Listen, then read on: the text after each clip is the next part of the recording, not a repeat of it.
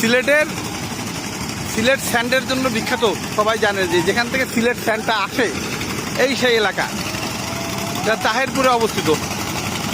আমি দেখানোর চেষ্টা করি। এই যে বালু উত্তোলন করতেছে, যে ট্রলার থেকে এসে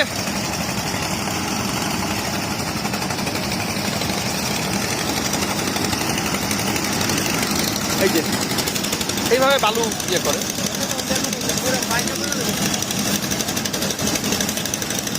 এগুলো সব বালু, এভাবে বালু ওরা ঢুকে পড়ে। এবং এই বালু এত মূল্যবান, এই বালু সারা বাংলাদেশে যায়। এবং এই যে সিলেট স্যান্ডের বালু, এখানে যত নৌকা দেখবেন সব নৌকা হচ্ছে সিলেট স্যান্ড। আপনাকে এখানে কাজ করেন? ও, এখানে সবসময় তো নৌকা আসতে থাকে, তাই না? ট্রলার আসতে থাকে। হ্যাঁ, দেখেন কি পরিমাণ পরিশ্রম করতেছে। এই সবাই এভাবে ফালাচ্ছে মোটা বালু, আর ওরা এইভাবে বালুগুলো ভরতেছে।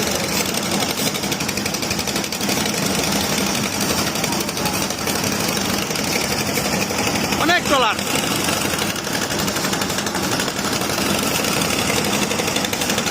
আমার মনে হয় এখানে প্রায় 4-5 হাজার ট্রলার হবে। যে আপনি দেখেন পুরো এরিয়াটা আরও বেশি, প্রায় আরও মানে কি 8-10 হাজার হবে ট্রলার।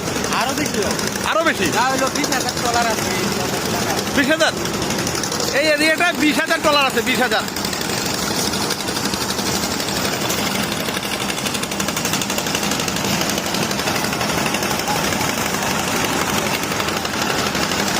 অনেক স্বপ্ন ছিল যে এলাকাটা আসবে এক সময়, একটা ভিডিও করবো। পুরো পুরো বালুর পুরো খনি, তারপরে বালু বলে এই যে এই একটা ট্রলার,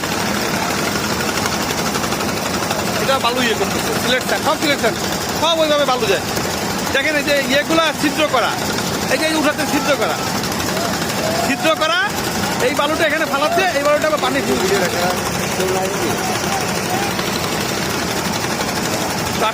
আসলে এই কাজটা অনেক সুন্দর। হ্যাঁ, কাজটা অনেক সুন্দর এবং অনেক পরিশ্রম করে। আমরা যে বালুটা দেখি, বালুটা আসলে এইভাবে আসে না। এইভাবে আপনি পুরো ইয়েগুলা, পুরো আপনার এই বালতিগুলো পুরো ছিদ্র, পানি ফালাচ্ছে, ছিদ্র ফুটা হচ্ছে, পানি পড়তেছে, যাতে পানি ওই ইয়েতে জাহাজে না যায়, ট্রলারে না যায়।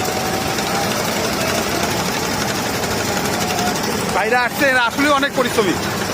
এই ভাইরা সব পরিশ্রমী। এনাদের কল্যাণে আমরা বাংলাদেশে সিলেট স্যান্ডগুলো পাই। কিন্তু ওই বালু যে আমরা দেখি, যেমন খুলনা একটা বালু গেছে, বরিশাল গেছে, কিন্তু এত সহজ না। এই কাজটা অনেক দুঃসাধ্য।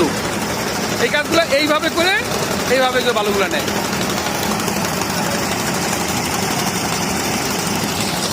সবাইকে ধন্যবাদ জানাই তাহেরপুর থেকে সিলেটের।